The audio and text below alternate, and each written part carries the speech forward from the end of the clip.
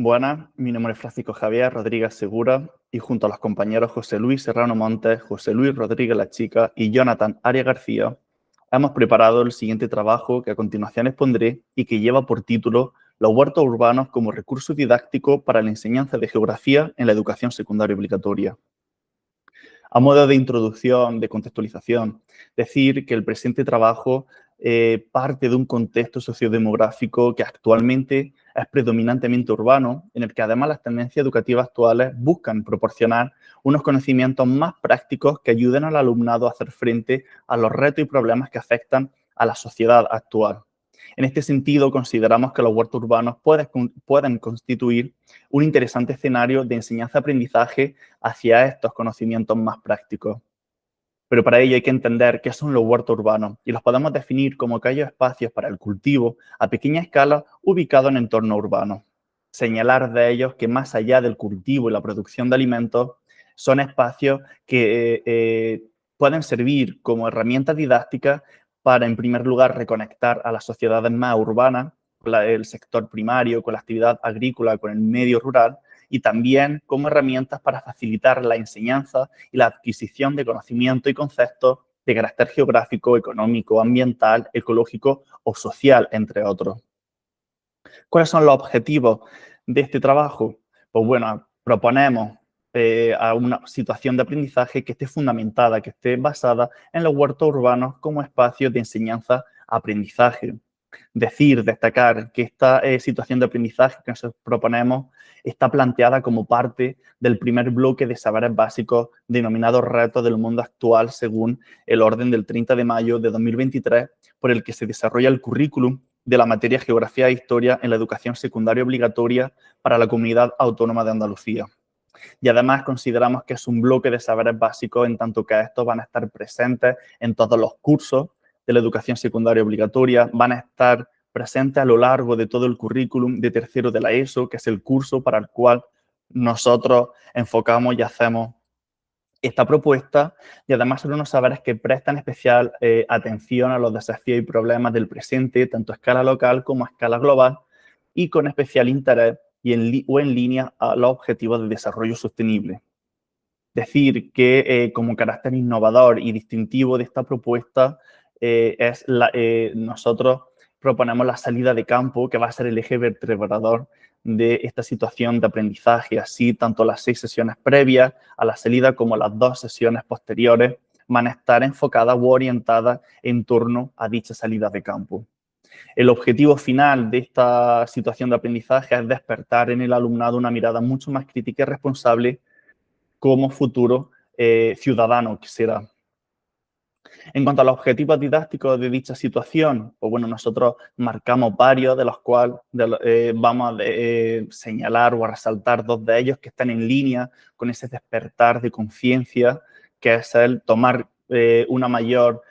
conciencia de la repercusión, de las consecuencias del cambio climático, tanto a escala local como a escala global, y desarrollar y trabajar con los objetivos de desarrollo sostenible.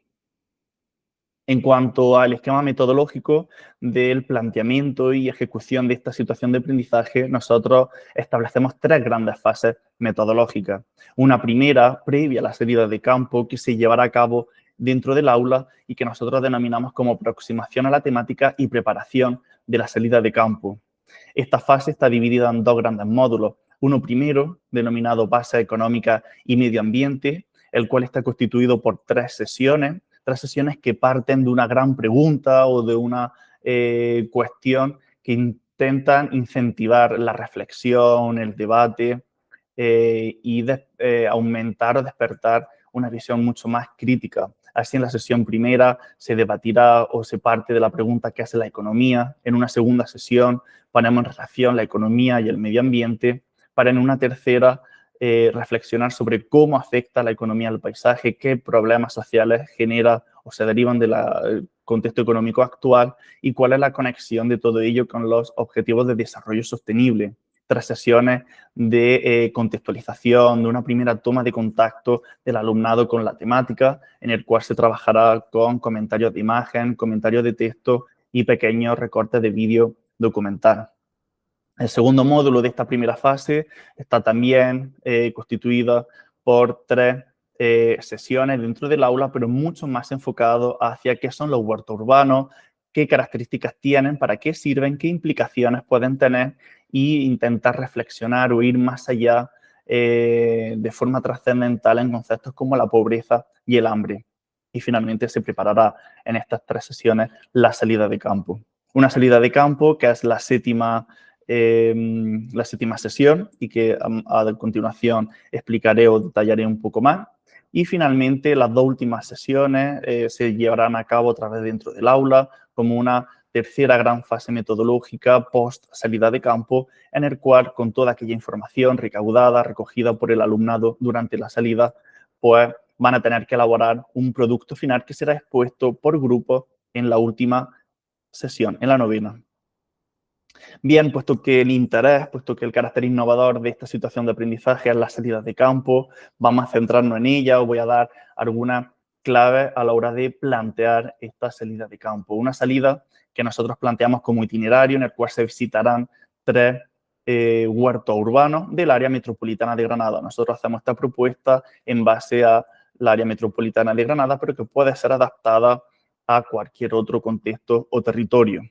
A la hora de elegir cuáles van a ser las paradas, cuáles van a ser los huertos urbanos a visitar, hemos intentado en esta selección que haya una diversidad o que haya algún aspecto distintivo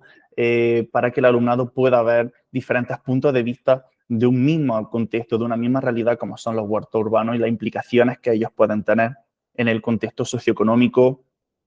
y ecológico del ámbito. Así, la primera parada se llevará a cabo en un huerto urbano que está ubicado en una zona industrial, lo cual vemos como 2 sectores económicos, el primario, el secundario, convergen en un mismo espacio. Una segunda parada que se llevará a cabo en un huerto urbano que se caracteriza porque en él hay parcelas públicas y hay parcelas privadas, es decir, cómo el interés privado convive con parcelas públicas cuya funcionalidad es prestar un servicio comunitario a la población que vive en el entorno, sobre todo a la población más envejecida o desfavorecida. Y además es un espacio, este huerto urbano, que muestra o que da una gran oferta de carácter lúdico educativo.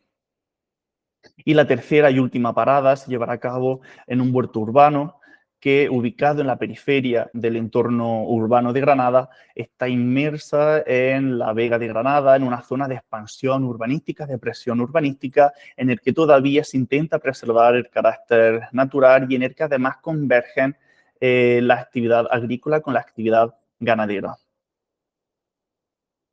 Bien, a lo largo de estas 3 paradas, a lo largo de la jornada de salida de campo, el alumnado tendrá que completar y